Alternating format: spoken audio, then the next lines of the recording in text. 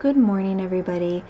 It is Tuesday after the Secret of Mana live stream that was last Friday. It was an overnight thing. It didn't last 24 hours, but I was up for 24 hours. I got up at 5 on Friday to get down to Jesse's by 9, and we ran errands all day and did setup and grocery shopping, and it was a very eventful day. We did not end up getting to take naps like we had originally planned. I was going to nap on his couch for a little while before the stream, and that never happened.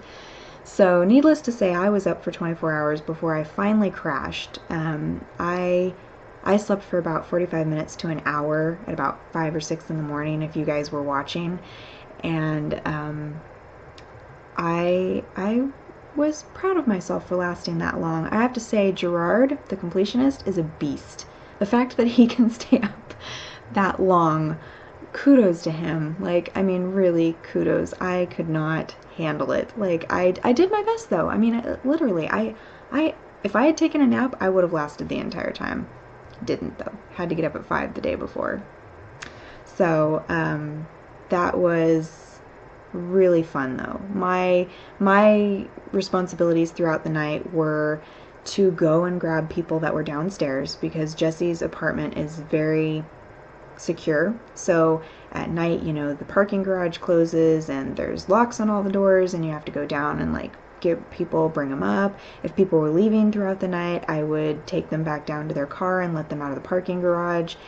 And it was I liked it though, because it kept me awake. You know, it kept me moving, kept me awake. I'd get fresh, cold air, and it would kind of, you know, wake me back up again. And as soon as I stopped moving, after people stopped coming in or leaving, that's when I started getting tired. So, but I loved doing it. And another responsibility I had was to go and pick up the food, which I drove Jesse's car, and I am a very nervous driver. I drive like I'm really scared all the time, and so I was really nervous, but I ended up doing just fine. Like, I paid attention when we went earlier in the day to where it was located, so that I could find it easy, and then I just took it nice and slow. Not too slow, not granny slow, but, you know, speed limit slow. And I picked everything up and brought it back and brought it up the stairs, and, well, not stairs, elevator. And it worked out great. Like, I would do it again. I hope we do it again. And there was mention of Mega Man is like the next one that has an anniversary in December. So I don't know if we're going to do that or not, but it was mentioned at the live stream that was the next one that was coming up. So it'd just be fun to do it for the hell of it anyway, too. Like, it would be really nice to do it, you know, I like playing older games like that. So that was really fun. I was the one that had the iPad most of the night, that was reading chat and reading people's questions out to people in the room. And sometimes we weren't monitoring chat when my iPad would get low, but other than that, we were pretty much watching you guys the whole time. And so it was really fun. I want to do it again. I really do. I enjoyed it. Secondly, moving on from that, if you have any questions, let me know. But moving on from that, I have Bastion uploading right now. It should be going live at about 8 a.m. That's one of my favorite independent games, by the way, is Bastion. I love Supergiant games. I love their art style. I love the narrator, who I got to shake hands with at E3, which I was very tickled with, by the way. I figured that out afterwards, because I like tried Transistor, and then like I turned to a guy and I was like, thank you so much for like letting me try out the game, it was wonderful. And they were like, oh, no problem, you're welcome, you know, I'm glad you enjoyed it. And then like later I was like looking on their website, I'm like, that's the guy that narrated Bastion. Oh my god. Like, I can't believe that I totally like didn't even know. I totally spaced. Bummer. If I meet him again, I'm gonna be like, I met you before and I didn't know who you were, and I'm sorry. But anyway, so, and he's doing a voice in Transistor too. He is the sword in Transistor. So moving on. Yes, I had another question the other day on one of my video blogs that was, what is it like working for Jesse? It is really fun. If you can imagine, it is extremely fun. He is not, you know, you think of personal assistant and well, girls at least, I don't know about guys, but you think of like The Devil Wears Prada, where she's like horribly mean, and like I've heard of other people that have had bosses like that. He's not like that at all. He's extremely nice, he's extremely generous. You know, I've gotten to go to 2 events that I never thought I would get to go to in my lifetime, just because either not having the money to go at the time, not being able to get tickets. I got to go to E3 and I got to go to Comic-Con. And while I didn't go to the whole thing, I got to go to 1 day of E3 and I think 2 days of Comic-Con. And I loved it. And there's plans for me to go to all the conventions with him next year. So I'll get to do that. But I feel so blessed and extremely lucky that I have a boss like that will take me on these events. And technically I'm working, and but I'm still, I mean, even working in that setting, I am in my comfort zone and I am loving every minute of it, because you know, there's nerds all around me, geeks all around me, you know, video games, you know, Comic-Con, there was like all this nerdy stuff that I absolutely just eat up. So even if I was working and I was going around and doing stuff for Jesse, like I was just completely happy. I mean, and I think that that's important, by the way.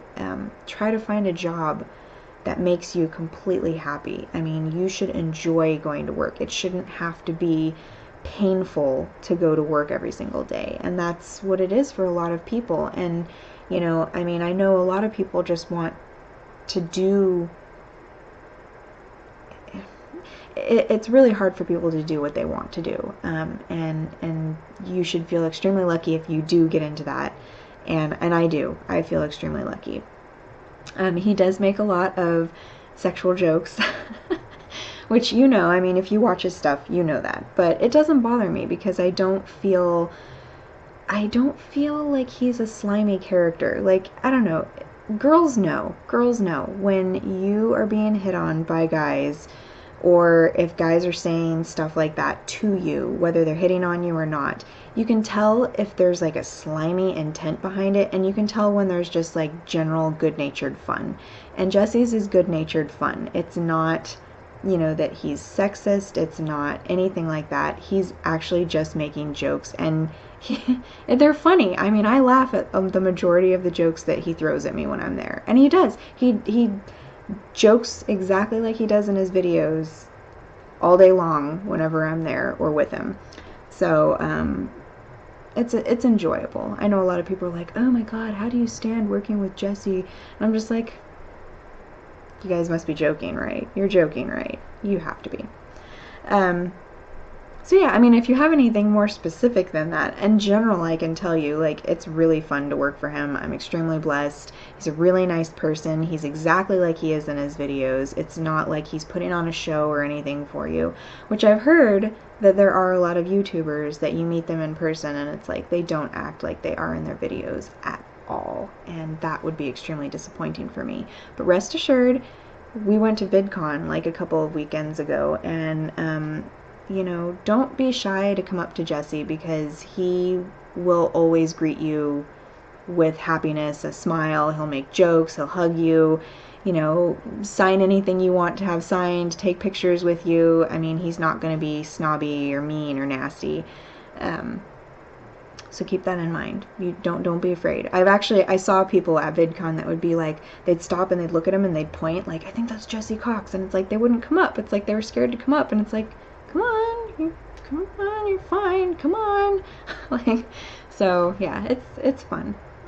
Someone else asked if he even needs a personal assistant, and I would say he could possibly do some of the stuff that I do himself, but you guys would get a lot less videos.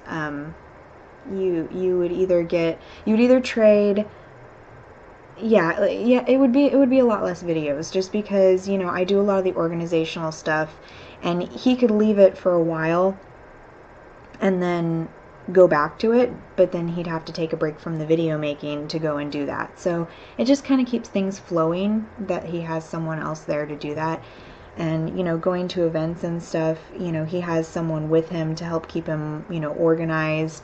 And I think probably the only thing that we need to really work on is I need to have more access to his schedule, because I do, but I feel like there are some events that kind of slip through the cracks that like he knows more about than I do. So he's the one that's like, oh, it's time for us to move on to this. And I'm like, oh, well, I didn't even know about that. I should be the one keeping track of time so that we make sure you get to your next appointment, you know? So that's the only thing we really need to work on, is me being in charge of his schedule and getting him to appointment, as opposed to like me having fun and he being like, well, we should stop playing this game and move on to our next objective, and me going, oh, shouldn't that, I think I should be doing that, this isn't my job. Like, so yeah, if you have any other questions, please let me know. We answered a lot of questions on the live stream if you were present, like favorite movies, favorite fast food restaurants. I mean, like, so many different questions got thrown out there, and it was really fun, but maybe you didn't watch that. So anyway, oh, and I think, oh, that's something else I needed to tell you guys. Thursday, I was going, you know, I've been posting video Tuesday, Thursday. The only time I have by myself to have time in order to record more videos is Thursday evening. So the video will be a little bit late on Thursday because I will not be able to record it until after 4:30 on Thursday. So keep that in mind. There's probably going to be a video blog, but there's not going to be like a video game video up. So it'll be Hector Badge of Carnage. That's going to be my next. I just found a really, oh, it's a string. Okay. My husband was restringing his guitar, and I thought it was a pen that was going to stab me. Anyway, ADD. What was I saying? Yes, Hector Badge of Carnage, that's the one I'm doing. And then I also have Dead Pixels on my list. I have Civilization 5 on my list. I have Vessel on my list. Someone suggested Half-Life and Half-Life 2, which I really want to play but I don't own yet. Someone suggested Gone Home, which I also don't own yet, but I really want to play all three of those games. I just don't have the money for it exactly right now, so I'm going to go ahead and do the ones I own first, and then I'll move into trying to get those games so that I can do that. If you didn't see my last video blog where I was talking about how I chose things and I put a link to my Steam games library, you should check that out and then go to the library link that I posted there. And if you see anything in my videos that you want to see, go ahead and let me know. Or see anything in the games that I already own that you want to see, please let me know. I plan on doing Batman Arkham City and Arkham Asylum before our Origins comes out in October, just so that people can kind of see what the other two games begin like if they want to play it before the game comes out, which I'm really excited because I really like how it's like at Christmas time. I'm rambling right now. I'm gonna go. If you guys have any questions, please let me know. If you have any game suggestions, please let me know. And thank you guys for watching. I'll see you guys tomorrow.